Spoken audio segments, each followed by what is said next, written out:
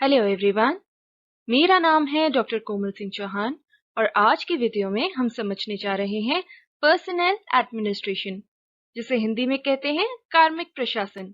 तो चलिए शुरुआत करते हैं आज की वीडियो की।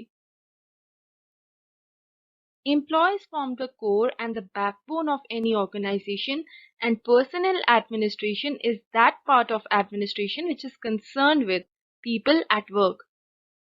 किसी भी ऑर्गेनाइजेशन के लिए एम्प्लॉयज या कर्मचारी बहुत जरूरी होते हैं और वो एक ऑर्गेनाइजेशन का बैकबोन होते हैं। और जो पर्सनल एडमिनिस्ट्रेशन होती है वो एडमिनिस्ट्रेशन का वो पार्ट है जिसका कंसर्न किससे है?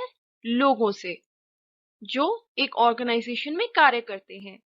It covers the entire spectrum of human aspect of the organisation, from recruitment activity to retirement process. Personnel administration organisation के एक ह्यूमन एस्पेक्ट पर फोकस करती है और ये रिक्रूटमेंट से लेकर रिटायरमेंट तक सभी प्रक्रियाओं को कवर करती है।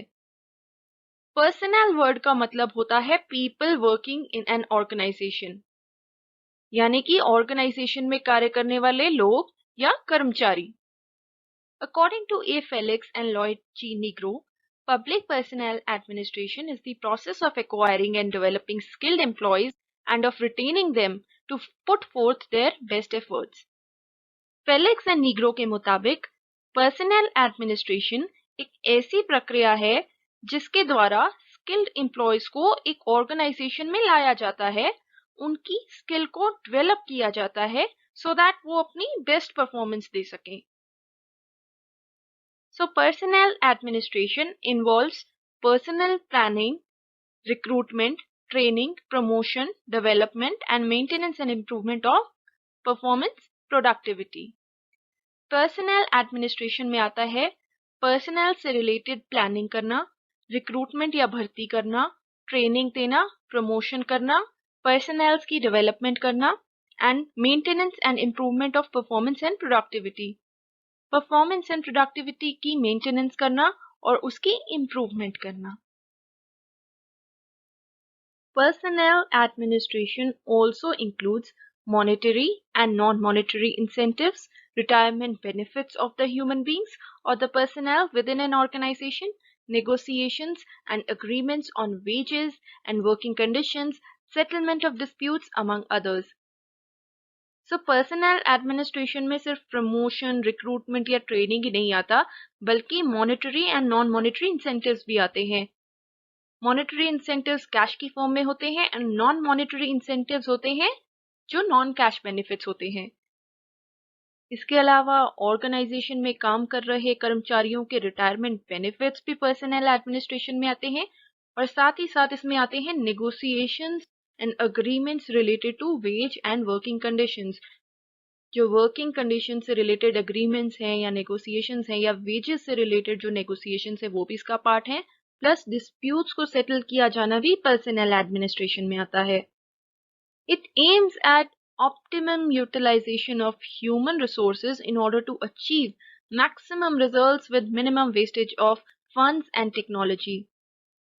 पर्सनल एडमिनिस्ट्रेशन या कार्मिक प्रशासन का एम होता है ह्यूमन रिसोर्सेज का मैक्सिमम यूटिलाइजेशन की, ह्यूमन रिसोर्सेज को ज्यादा से ज्यादा अच्छे से यूटिलाइज किया जाए ताकि मैक्सिमम रिजल्ट्स एक ऑर्गेनाइजेशन में अचीव किए जा सके without any wastage of funds and technology. Funds का भी ज्यादा वेस्ट ना हो और टेक्नोलॉजी की भी वेस्टेज ना हो। तो इस प्रकार ह्यूमन रिसोर्सेज का यूटिलाइजेशन किया जाए कि मैक्सिमम रिजल्ट्स को अचीव किया जा सके एक ऑर्गेनाइजेशन में। Personnel administration is also known as personnel management, labour relations, manpower management, labour welfare management. Personnel administration को कई और नामों से भी जाना जाता है, जैसे कि personal management, labour relations, manpower management, labour welfare management etcetera. लेकिन जो ये टर्म है पर्सनल एडमिनिस्ट्रेशन, इसका एक वाइडर मीनिंग है। The term labor relation refers to the relation between management and organized labor and includes negotiations of contracts with unions, handling of differences with unions and business agents. तो labour relations में क्या आता है? Labour relations में आता है relation जो होता है एक मैनेजमेंट के बीच में और ऑर्गेनाइज लेबर के बीच में। तो जो कर्मचारियों की और जो उनकी मैनेजमेंट होती है उसके बीच का जो रिलेशन है वो लेबर रिलेशंस में आता है। और उसमें क्या क्या आता है? जो नेगोशिएशंस की जाती हैं कॉन्ट्रैक्ट से रिलेटेड वो लेबर रिलेशंस में आती है। Handling of differences with unions and business agents, जो कर्मचारियों के यूनियंस होते हैं और उनकी जो मैनेजमेंट होती है उनके बीच के जो डिफरेंसेस होते हैं उसको हैंडल करना भी लेबर रिलेशंस में आता है। तो ये होती है labour relations. But personnel administration जो होती है उसका बहुत ही वाइडर स्कोप है in comparison to labour relations. Because personnel administration में क्या आता है? इसमें तो प्रमोशन भी आती है, ट्रेनिंग भी आती है, रिक्रूटमेंट भी आती है। So the term personnel administration का बहुत ही एक वाइडर मीनिंग होता है in comparison to the other terms.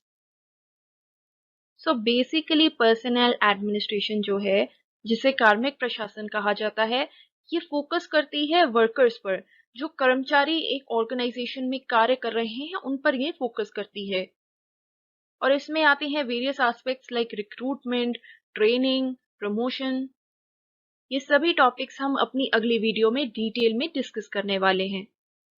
इसके अलावा पर्सनल एडमिनिस्ट्रेशन में आता है monetary and non monetary incentives, retirement benefits, negotiations and agreements related to wages and working conditions. Now let's discuss the objectives of personnel administration. Personnel administration के क्या उद्देश्य हैं? ऐसे ही कुछ उद्देश्य आर.डी. अग्रवाल ने बताए हैं. So the first objective of personnel administration as per R.D. Agarwal is effective utilization of human resources in the achievement of organizational goals. Human resources का एक इफेक्टिव यूटिलाइजेशन करना ताकि ऑर्गेनाइजेशन के गोल्स को अचीव किया जा सके. Second objective is establishment and maintenance of an adequate organizational structure and desirable working relationships among all members of the organization. एक प्रॉपर ऑर्गेनाइजेशनल स्ट्रक्चर को यानी कि ऑर्गेनाइजेशन के ढांचे को मेंटेन करना और प्रॉपर वर्किंग रिलेशनशिप्स एस्टैब्लिश करना between all the members of the organisation भी एक ऑब्जेक्टिव होता है पर्सनल एडमिनिस्ट्रेशन का.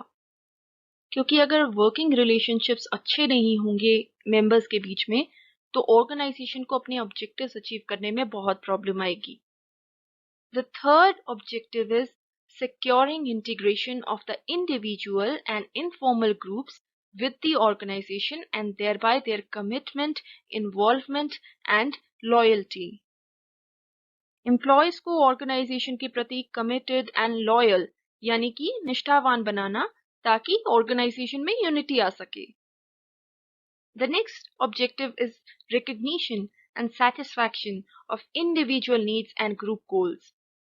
ये रिकॉग्नाइज करना कि इंडिविजुअल की जो एक कर्मचारी है इंडिविजुअल कर्मचारी है उसकी क्या नीड्स हैं एंड उसको सेटिस्फाई करना.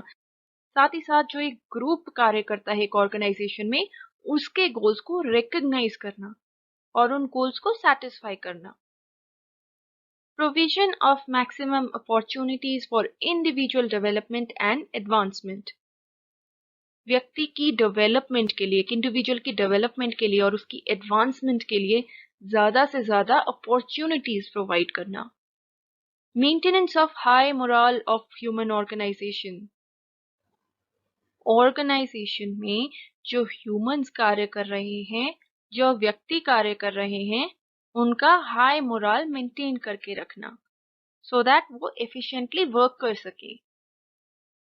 The last objective is continuous strengthening and appreciation of human assets. Humans की जो स्किल्स हैं या एम्प्लॉयज की जो स्किल्स हैं उनको मजबूत किया जाए और उन स्किल्स को अप्रिशिएट भी किया जाए ताकि ह्यूमंस मोटिवेटेड रहें. So these were the objectives of personnel administration according to R.D. Agarwal. अब हम डिस्कस करेंगे कि पर्सनल एडमिनिस्ट्रेशन में क्या-क्या फंक्शंस परफॉर्म किए जाते हैं. So the first function of personnel administration is manpower planning. This includes determining what kind of person is needed for what kind of job. तो सबसे पहला काम जो पर्सनल एडमिनिस्ट्रेशन में आता है वो होता है मैन पावर प्लानिंग. इसका मतलब होता है ये डिटरमाइन करना, ये पहचानना कि किस जॉब के लिए किस तरीके का हमें व्यक्ति चाहिए। तो बेसिकली इस स्टेज में क्राइटेरिया जो है एक उसको निर्धारित किया जाता है कि किस जॉब के लिए हमें कैसा व्यक्ति चाहिए और उसके लिए क्या क्राइटेरिया हमें चाहिए। सो अगर हमें कोई क्लेरिकल जॉब के लिए चाहिए, उसके लिए क्या स्पेशलाइजेशन की जरूरत है, उसके लिए क्या क्राइटेरिया है, या अगर हमें कोई मैनेजर की जॉब के लिए चाहिए तो उसके लिए हमारा क्या क्राइटेरिया है, तो वो सब आता है मैन पावर प्लानिंग में।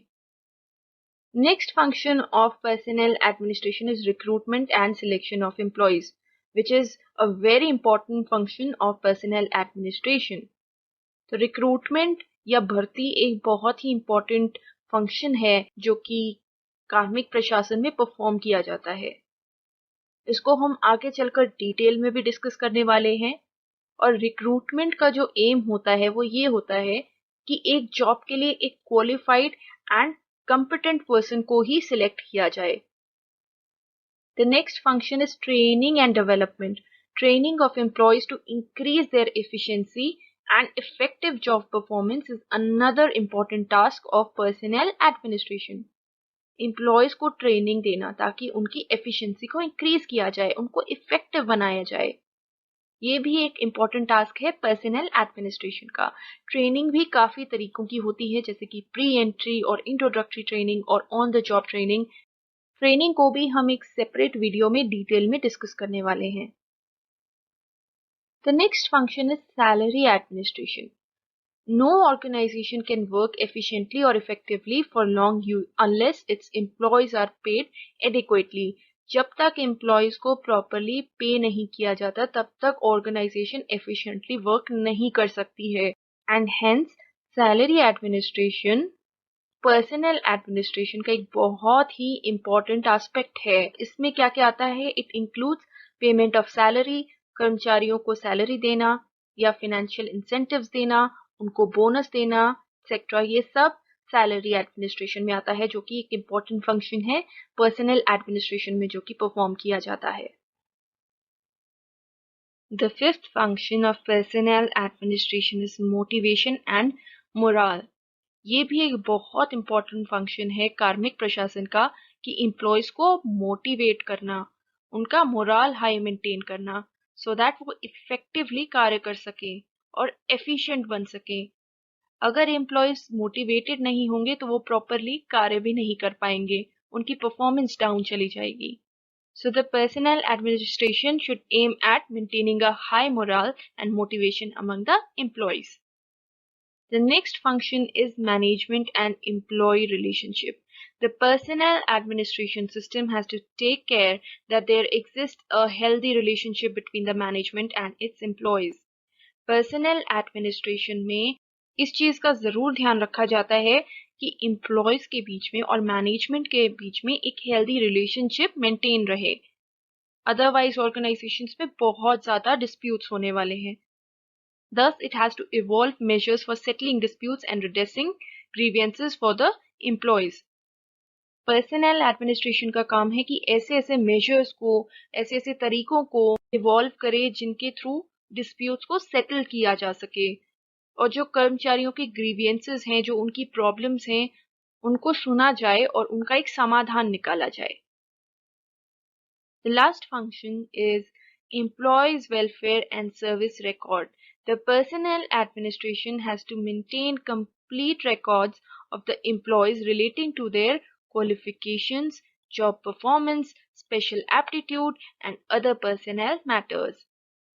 पर्सनल एडमिनिस्ट्रेशन जो होती है उसको एम्प्लॉयज के रिकॉर्ड्स को भी मेंटेन करना होता है और ये रिकॉर्ड्स होते हैं उनकी क्वालिफिकेशन से रिलेटेड, उनकी जॉब परफॉर्मेंस से रिलेटेड, एप्टीट्यूड से रिलेटेड और अदर पर्सनल मैटर्स भी इसमें आते हैं।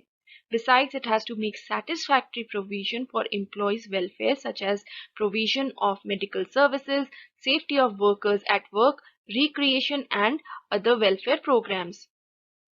पर्सनल एडमिनिस्ट्रेशन को एम्प्लॉयज के वेलफेयर से रिलेटेड जो वेरियस प्रोविजंस होते हैं वो भी प्रोवाइड करने चाहिए, जैसे कि मेडिकल सर्विसेज हो गई या वर्कर्स की कार्य के दौरान जो सेफ्टी होती है वो हो गई, रिक्रिएशन से रिलेटेड जो प्रोविजंस होते हैं या जो वेलफेयर प्रोग्राम्स होते हैं वो भी पर्सनल एडमिनिस्ट्रेशन को एम्प्लॉयज को प्रोवाइड करने होते हैं। So these were the functions of personal administration. और ये था हमारा आज का टॉपिक। अगली वीडियो में हम रिक्रूटमेंट प्रोसेस को डिटेल में डिस्कस करेंगे। सो आज की वीडियो में इतना ही। अगर आपको मेरी वीडियो पसंद आई हो तो प्लीज़ इसे लाइक कीजिएगा, शेयर कीजिएगा और मेरे चैनल को सब्सक्राइब कीजिएगा। Thank you so much. आपका दिन शुभ हो।